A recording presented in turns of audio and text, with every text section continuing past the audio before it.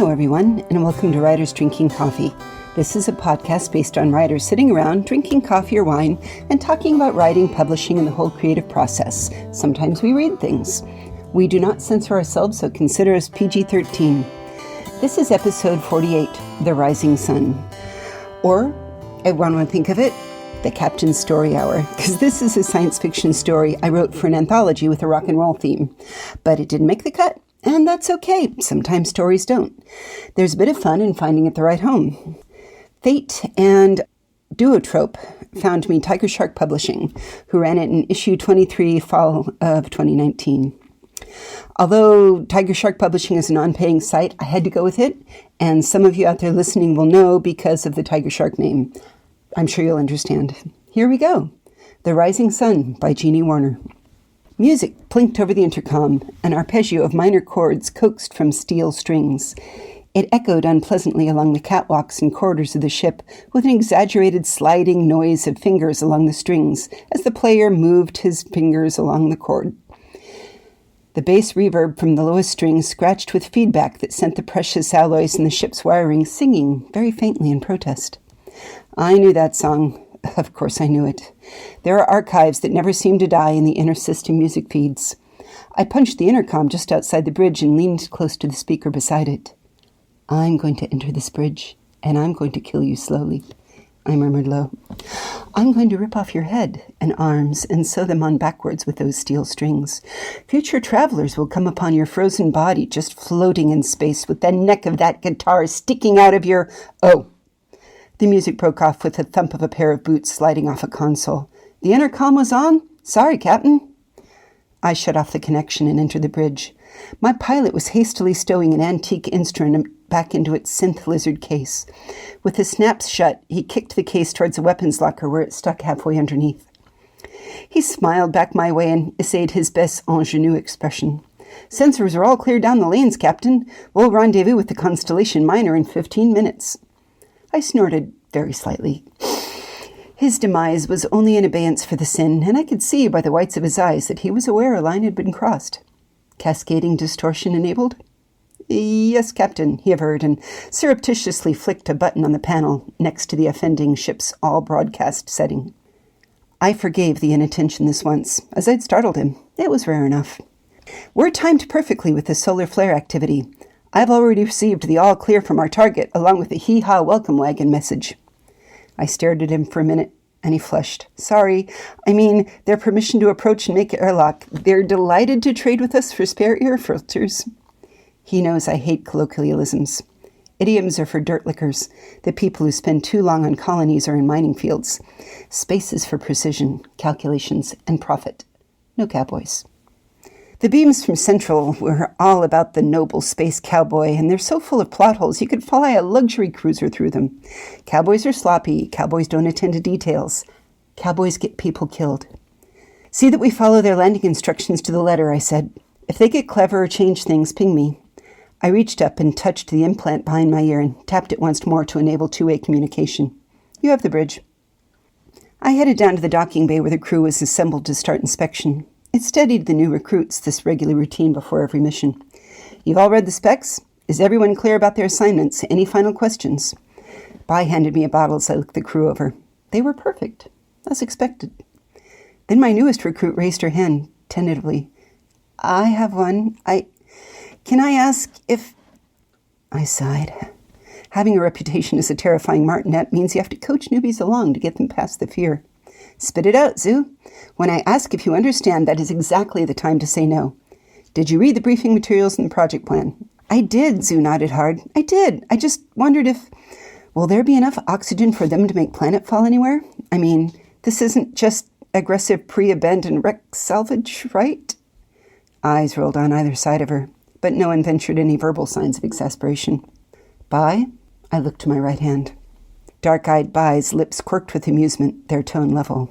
"The Constellation Miner's last dock was New Manitoba. They loaded 59.86 tons of fuel, with a maxed-out reading according to the deck manager. With a capacity of 60 tons at a burn rate of 0.86 wrestlers out of orbit and into the lane, they will have 4 hours to recover and still make Atmo an inhabited moon." Our ship has a rep through our branch of hostile takeovers in the Corp, and we earned it through precision and tight deadline management. Thank you, bye. Any other questions, Zoo? Are you confident?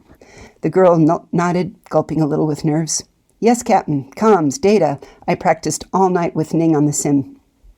Beside her, Ning inclined her head once. It was enough. Ning was an old hand, a crusted crewmate. She trained most of the noobs we've had. From the bridge, our pilot's voice came over the intercom as the ships linked with a kiss of pneumatics and pressurization. Airlock in 4, 3, 2, 1. Connecting. I turned to look at the hatch as a clang shook the hull. I felt our gravity decrease, marching the new ship's slider pull. The discrepancy would give my crew an advantage for being stronger than expected if Plan A didn't work. The rest of the life support matchup procedure sounded a series of beeps on either side, with little puffs of air as the lock equalized the pressure. When the all-clear light above the portal turned green, dual irises slid open. Smiles, I murmured, putting on one myself. There were cheers from the assembly on the foreign ship as I led my crew through the airlock. Their crew was dressed in varying degrees of the miner's corporate uniform. One-piece jumpsuits, long zippers for easy changing in any grav rating. 6 waited for us, men and women with poorly combed hair. Deep space miner cowboys. They hadn't even scanned our ship. So much for the P&P manuals from their corporate masters. Good people! Our thanks for the response. You've saved us from having to take up gambling and start pillow fights to keep the boredom away while we waited for supplies. I walked forward, barefoot in flowing silks and toting the bottle. I identified their captain from his body language and the way the others were arrayed behind him. His legs were splayed, hand on hips with his head tilted back. A dominant posture.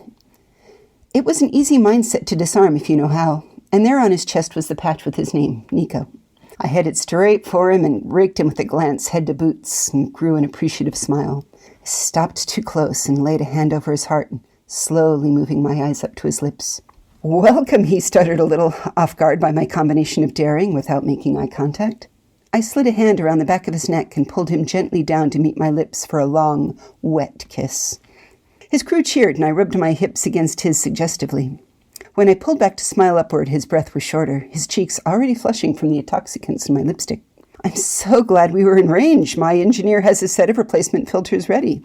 He gestured weakly toward a man in engineering markings who had eyes only for Bai. They had already marked the poor engineer and were stalking him with a graceful swing of their hips. I was briefly envious. If I could walk like that, I have made my fortune and retired already. But Bai didn't have the same ambitions. They liked the game. Allow us to show our gratitude properly. What do you see to maybe a little you and me time in private? I smiled at the captain, hefting the bottle, then linked my arm through his. Oh, by all means. Your crew will find a warm welcome. Heck, I feel like we'll owe you for the filters by the time we're all, done. I'll pay, Cap, one of his crew laughed, wrapping an arm around Zoo's waist to pull her close. The girl simpered up at him, batting her lashes. Good girl. We had a procedure for any reaction the captain and his crew might have, a strict decision process that could have devolved to violence just as easily as seduction. Luckily, for us, the man in my arms was all too happy to be led to his bunk. Plan A, the simple, my favorite.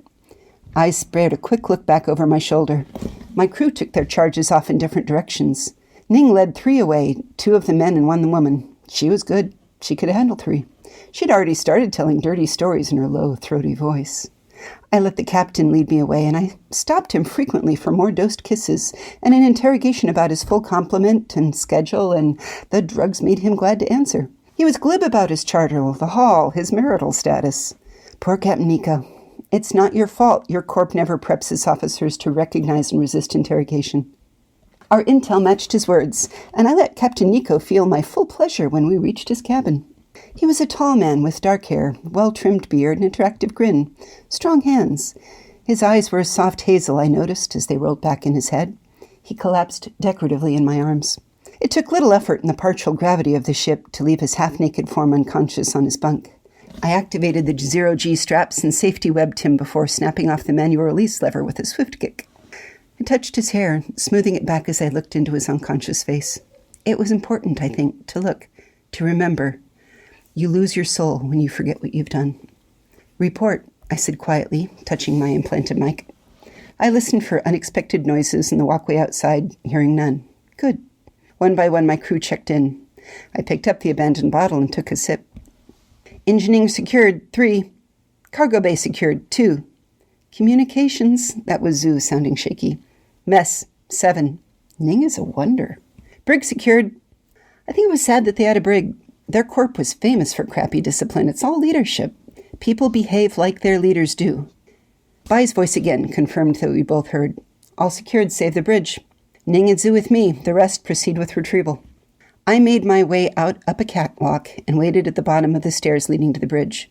The door was closed, but there was music coming from the inside. Ning and Zhu arrived.